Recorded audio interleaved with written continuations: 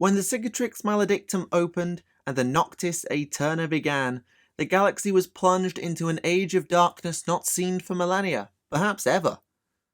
Though all races buckled and suffered under the onslaught of chaos across their worlds, arguably none were as adversely affected as the Imperium of Man due to its sheer size. However, even as the armies of the ruinous powers slaughtered countless worlds, humanity clung on and survived. And before long, the Imperium was back on the offensive against the Dark Gods.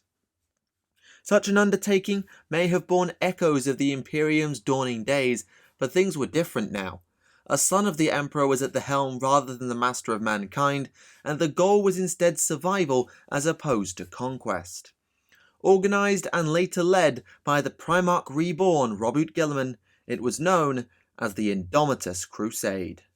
This is Tactica Imperialis, and welcome to 40k Stories.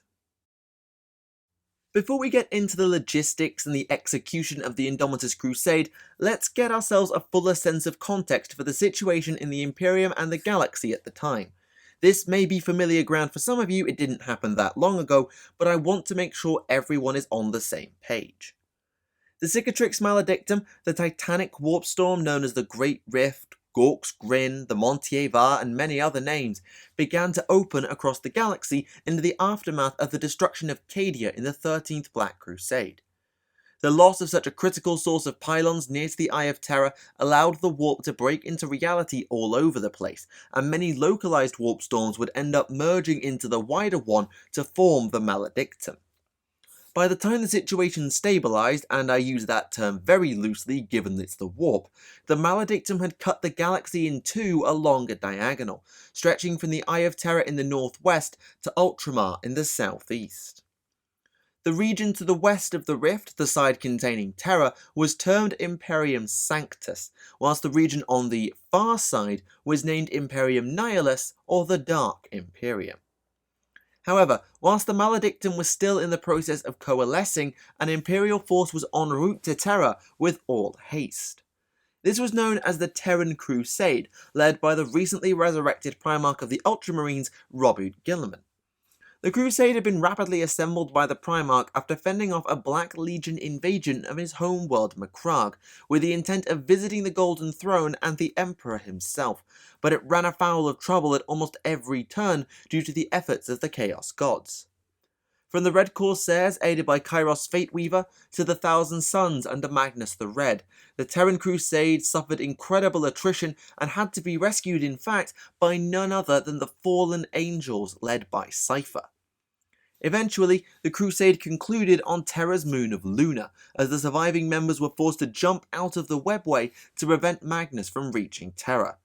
The Imperials succeeded, mostly thanks to the aid of the Sisters of Silence and Terran reinforcements, but it was a close-run thing indeed. Once he arrived on Terra, Guilliman requested and was granted his audience with the Emperor by Custodes Captain General Trajan Valoris, where he remained for a night and day, presumably conversing with his father on various matters. When he emerged, he instated himself as the new Lord Commander of the Imperium and Imperial Regent, but at the time there was no real idea on how much of the Imperium was actually left out there to command. The coming of the Great Rift had dire consequences for Terra, which we explored in a previous log. To summarise for the sake of brevity, the Astronomicon went out, cutting off basically the entire Imperium from everything else in it.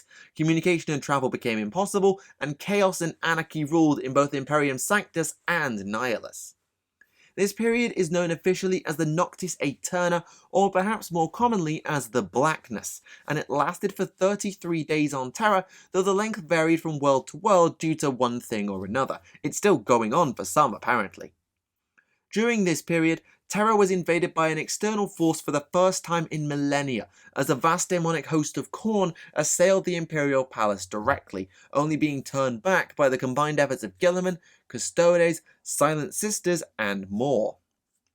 This conflict, known as the Battle of Lion's Gate or the Second Battle of Terra, was also the debut, as far as I know, for the Primaris Space Marines, the new breed of Astartes created by Archmagos Belisarius Cawl over the millennia following the Horus Heresy. However, the blackness did pass, and in its wake came the new look of the Imperium of Man. Though not confirmed at the time, 12 Astartes homeworlds had been or would go on to be destroyed during the Noctis Aeterna or its aftermath, and even now half of the known pre-blackness chapters are apparently unaccounted for.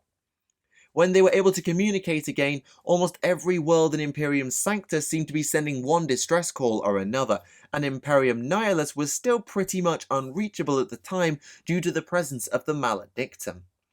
It was in these flames of conflict that the Indomitus Crusade would be forged and tested to its limits, but before it could be deployed, it had to be built and coordinated. Fortunately, the Imperium had just the logistician for the job. As contact began to be re-established with Terra across the Sol system and then the wider galaxy, Roboute Guilliman was already busy assessing the situation and organising the Imperial response. Following his conversation with the Emperor, he spoke of the need for a crusade of sorts, though when it was officially named the Indomitus Crusade, I'm unsure. Whether it was his plan or the Emperor's also remains up for debate, but I doubt Guilliman is going to be divulging that anytime soon.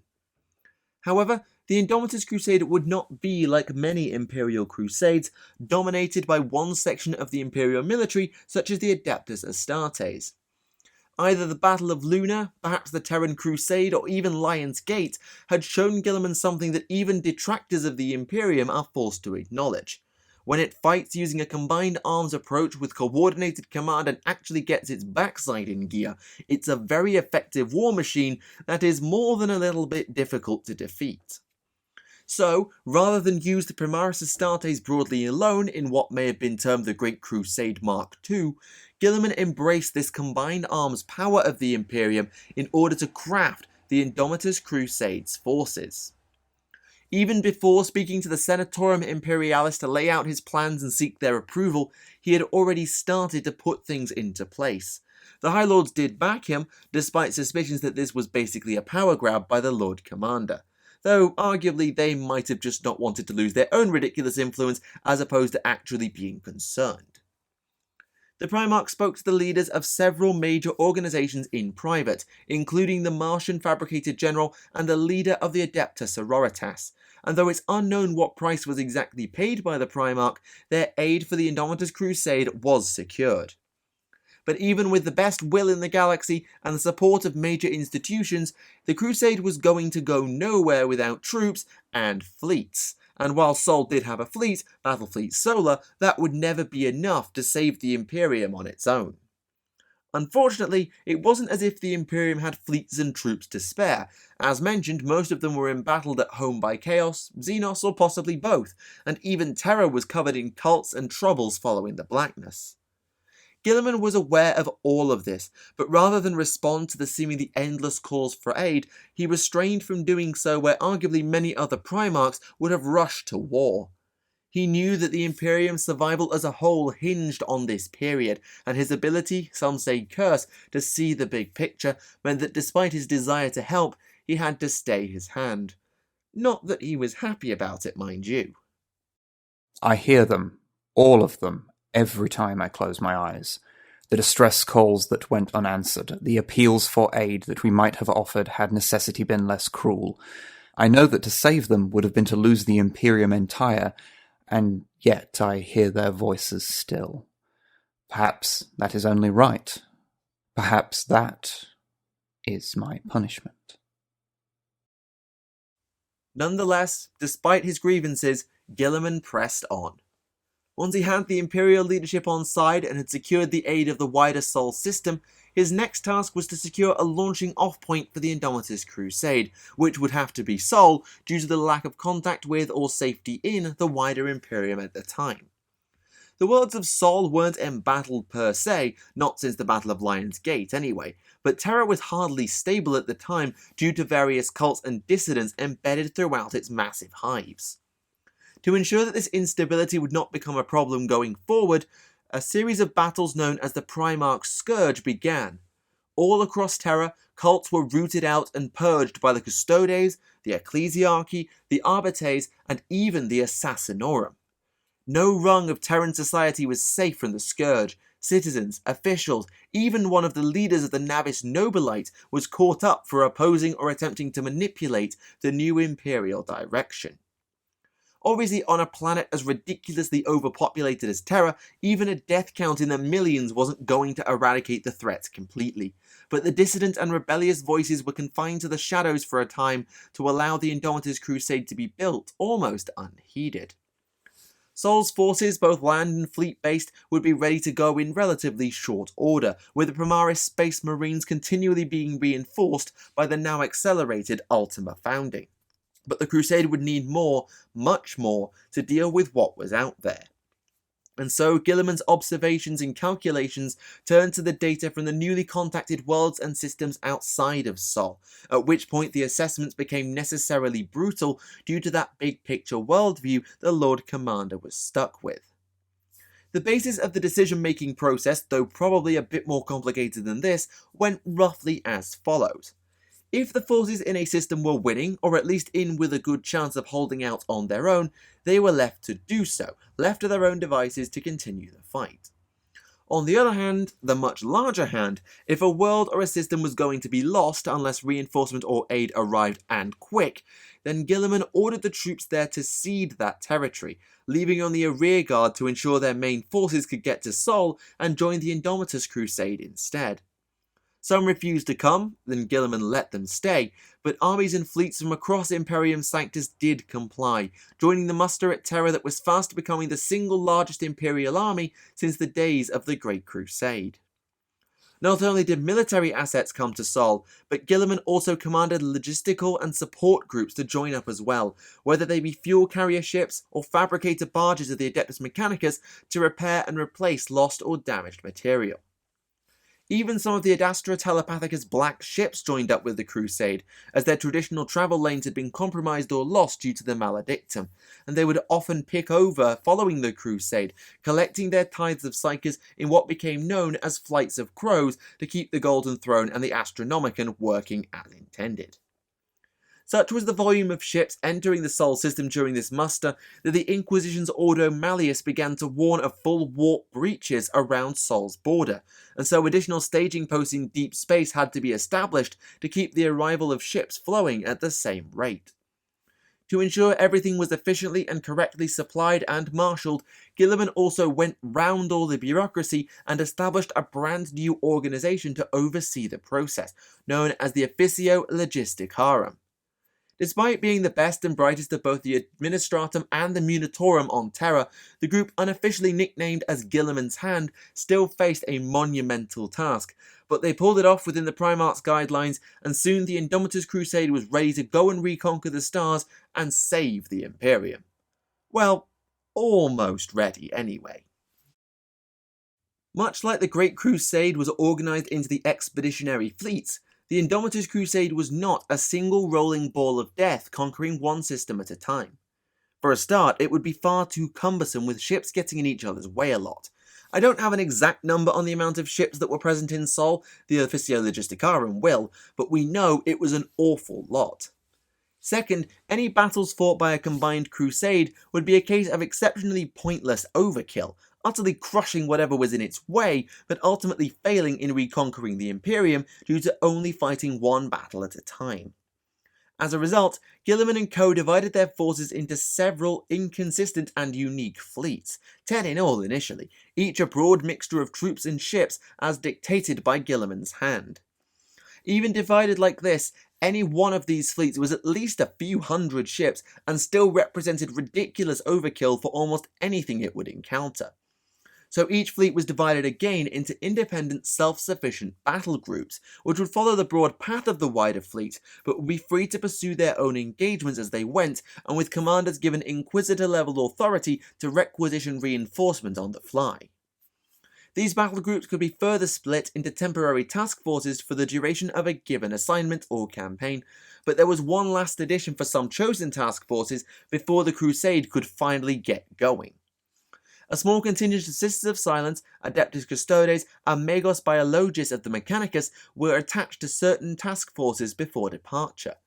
Their first was to act as an aid in traversing the still roiling Immaterium.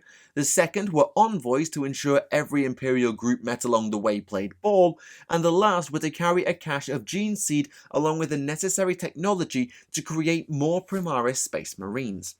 They were to hand these over to whatever Astartes forces their fleets would encounter during the course of their conquest, allowing them to embrace Archmagos Call's creations and reinforce their likely beleaguered and battered troops.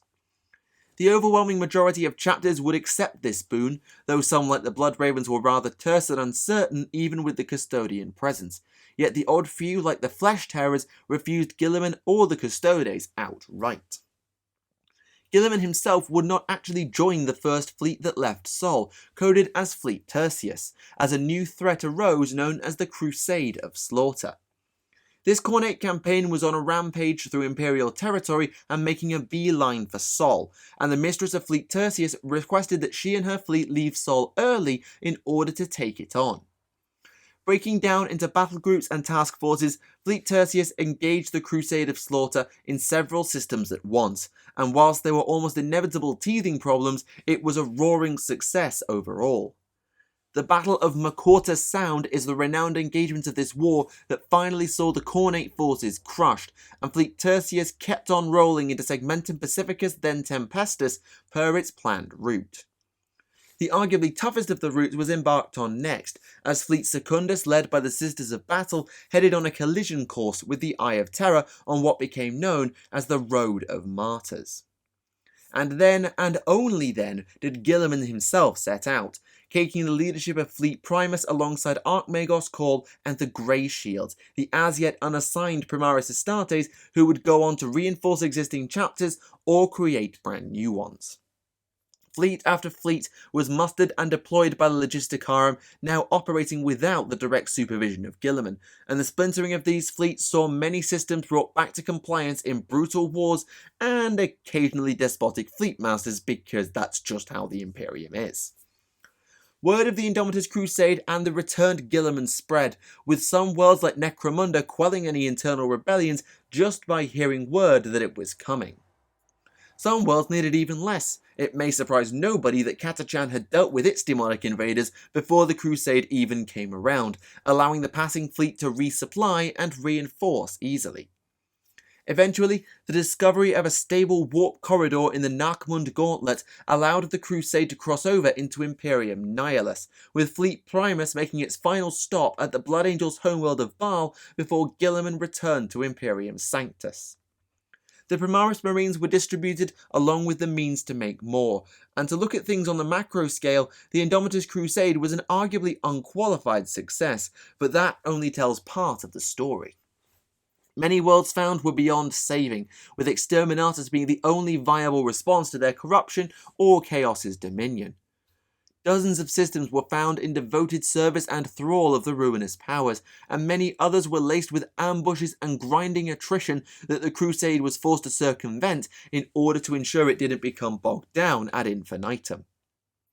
For every system saved, I suspect that many in the Imperium Sanctus and many more in the Imperium Nihilus were left beyond saving. Again, I don't have the statistics, but that's my guess given the scale of the blackness and of the maledictum.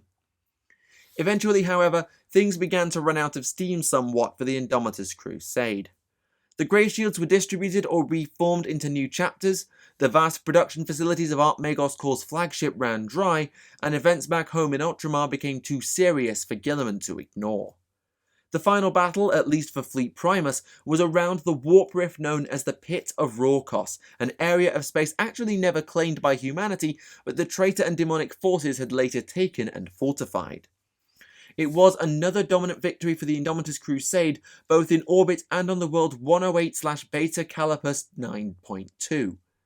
The Space Wolf's successor, the Wolf Spear, was given the planet as its own, as many Primaris chapters had been given worlds during the Crusade earlier to help shore up Imperial defences, and at this time, Guilliman decided that enough was enough. After about 100 years, at least according to the Tempus Indomitus of presumably the Macrag's honour, the Indomitus Crusade was ended by a grand triumph at a location I believe was Rorkos, For those who haven't heard, by the way, the Tempest Indomitus was basically the clock for a fleet's command ship that every other ship and battle group set its clock by to mitigate temporal anomalies from the Maledictum. Millions of humans, thousands of Astartes, and elements of other Imperial organizations were present to hear the Primarch announce the end of the Crusade. The forces from the fleets were to be dispersed across the Imperium, whilst Guilliman himself returned to Ultramar to take on the Death Guard Primarch Mortarion in the campaign known as the Plague Wars.